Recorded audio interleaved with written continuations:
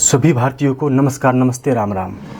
सुनिए क्या हुआ जब WWE के भारतीय रेसलर रिंकू राजपूत जब पहुंचे वृंदावन श्री प्रेमानंद जी महाराज के पास।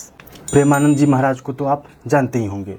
ये अपनी मधुर वाणी और आत्मज्ञान से सभी सनातनियों का भ्रम दूर करते हैं और उसे सनातन का उचित मार्ग दिखाते हैं। ये बहुत विनम्र होकर मुस्कुराते हुए अपने अनुयायियों की सारी व्यथा को दूर करते हैं। बड़े बड़े हस्ती केवल इनकी बातों को सुनकर इनसे मिलने व दर्शन करने आते हैं। जब रेसलर रिंकू राजपूत, जो कई वर्षों से अपने बल और साहस की वजह से देशों और विदेशों में जाने जाते हैं, ये 5 वर्षों से अमेरिका के WWE में पहलवान हैं, यानी कि रेसलर हैं।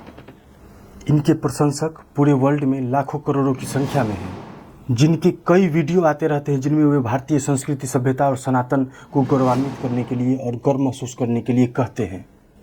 जो तिलक लगाते हैं, रुद्राक्ष पहनते हैं और हर भारतीय को गौरवान्वित करते हैं, देशों विदेशों में भारत का नाम रोशन करते हैं। ऐसे सनातनी वीर धार्मिक स्थलों और धार्मिक कार्यों में नहीं जाएंगे तो भला कौन जाएगा। देखिए, वे श्री प्रेमानंद जी महाराज के पास जाकर सिर झुकाते हैं, अभिवादन करते हैं, क्योंकि उन्हें पता है कि असल ताकत व शक्ति का क्या अर्थ है। वे महाराज जी के दर्शन करते हैं। कई समस्याएं हैं दुनिया में जो स्वार्थपूर्ण, परिवार, क्लेश और कई सारे समस्या को लेकर दुनिया उनके पास पहुंचते हैं, या दुनिया के पास बहुत सारी समस्या है, मगर वे महाराज जी से क्या पूछते हैं। रिंकू राजपूत जी, राधा राधा गुरुदेव। राधे राधे। महाराज जी, आपके चरणों में कोटि कोटि प्रणाम। महाराज जी, मैं पिछले कुछ समय से आपका सत्संग सुन रहा हूँ। अभी 5 साल से पिछले अमेरिका में WWE में रेसलर हूँ। अब माता पिता नहीं रहे इस दुनिया में, बट मन होता है कि उनकी भक्ति नहीं कर पाया। गुरुदेव, आप मेरे सपने में आए थे और नाम दिया। महाराज जी, अभी मेरे मन में ऐसा आ रहा है कि मैं अमेरिका में रह के रेसलिंग करूं या भारत आकर भक्ति करूं और भारत भूमि की सेवा करूं। महाराज जी, कुछ समझ नहीं आ रहा, आप कृपया मार्गदर्शन करें, क्या आगे का निर्णय। उनका सवाल प्रेमानंद जी महाराज से है कि आगे मैं अमेरिका में रेसलिंग का काम करूं या भारत आके भक्ति करूं, भारत भूमि की सेवा करूं। ये अपने आप को क्षत्रिय, राजपूत बताते हैं तो अच्छा भी लगता है, क्योंकि इनमें वीरता, पौरुष, ज्ञान और ध्यान के लिए समर्पण है। और आजकल ऐसे बड़बोले लोग भी खुद को राजपूत बताते हैं, जो बात बात पर दूसरों से जातीय तुलना करते हैं और खुद को राजपूत कहने में गर्व करते हैं। उस गर्व का कारण सैकड़ों हजारों साल पुराने उनके पूर्वजों के द्वारा किए गए कृत्य या कार्य का नाम जपते रहते हैं। पर वे नहीं जानते कि दौर बदलता है। आज का खाया कल खत्म हो जाएगा, कल फिर खाना पड़ेगा। उसी प्रकार नाम के तो बहुत राजपूत हैं, मगर काम के बहुत कम, इक्का दुक्का। सारे राजपूत व क्षत्रिय धर्म से दूर है। वे एक अलग अंधेरे में है कि वह राजपूत हैं बस, और हो सकता है काम और उल्टा ही हो। आज राजपूत के पास न शौर्य है न पराक्रम। 15 मिनट खड़े रहने में 10 में से 5-7 शूरवीर धराशायी हो जाते हैं। यह शारीरिक स्थिति है।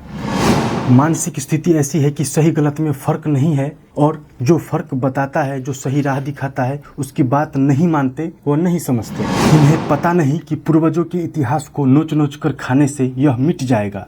आपके आने वाली पीढ़ी आपके इतिहास की भी इंतजार कर रही है, जिसके लिए आपको कुछ करना पड़ेगा। क्योंकि अगर आप ही नहीं जानते कि बिना किए, बिना कर्म किए आप खुद को वर्ण में साबित नहीं कर पाएंगे। मतलब जो क्षत्रिय का कर्म जानता हो और उसे बखूबी करता भी हो, वही क्षत्रिय है। वो जानते हैं कि असली क्षत्रिय का मतलब जो ज्ञान में पारंगत हो, जो शास्त्र में पारंगत हो, जिसका विचार मानव और मानवता को बचाना हो, जो लालच व क्रोध नहीं करते, त्याग और समर्पण इतना कि खुद को भी दान करते। ऐसी प्रबल इच्छा शक्ति रखने वाला वीर ही क्षत्रिय है। ऐसे गुण के बिना वे सभी क्षत्रिय नहीं है जो खुद को क्षत्रिय बताते हैं। बाकी हमारे रिंकू भाई तो भारत और सनातन दोनों का सर कद ऊंचा करते हैं, देशों और विदेशों में भी। ये जन्म व कर्म दोनों से क्षत्रिय हैं। उनके सवालों पर महाराज जी का विनम्र, सरल व मधुर वाणी में जवाब सुनिए। उन्होंने शारीरिक बल को अस्थायी बताया, उन्होंने गीता को ज्ञान का समुद्र बताया। उन्होंने कहा हर जगह भगवान है, सभी जगह समान है, बस भक्ति और समाज सेवा का भाव रखो, किसी गलत संगत या व्यसन में मत पड़ो। धर्म भी बढ़ेगा और देश भी। और बाहर अगर समाधान न मिले, विचलित हो, तो अपने भारत भूमि पर लौट आओ। जब तक बाहर हो, कुछ भी अगर अच्छा हो तो उसे ग्रहण करो, स्वीकार करो और बुरे से दूर रहो। महाराज जी ने संतों को इस देश की आर्मी की तरह बताया। उन्होंने बताया कि देश की और धर्म की स्थापना के लिए, रक्षा के लिए वे कैसे हर चीज छोड़कर और धर्म की रक्षा करते हैं। संत वैसे ही काम करते हैं, हर चीज त्याग कर और अपने समाज के लिए, अपने देश के लिए वे समर्पित रहते हैं। उन्होंने इस भारत भूमि को अद्वितीय बताया और देश का नाम रोशन करने का आदेश दिया और रेसलर रिंकू भाई ने इसे सहजता से स्वीकार भी किया और हमें भी इसे अपने आचरण में लाना चाहिए ताकि जग कल्याण व सनातन का नाम हो। भले मुश्किल काम हो पर सबका समाधान हो। राधे राधे। प्रणाम करता हूँ महाराज जी को भी और आप सबको भी। बने रहिए, जुड़े रहिए, देखते रहिए दिव्य दृष्टि। मैं निशांत। देखो, हमारी दृष्टि में चाहे अमेरिका हो, चाहे भारत हो, या कहीं भी विश्व में, हमारे ठाकुर जी का ही सारा वैभव है।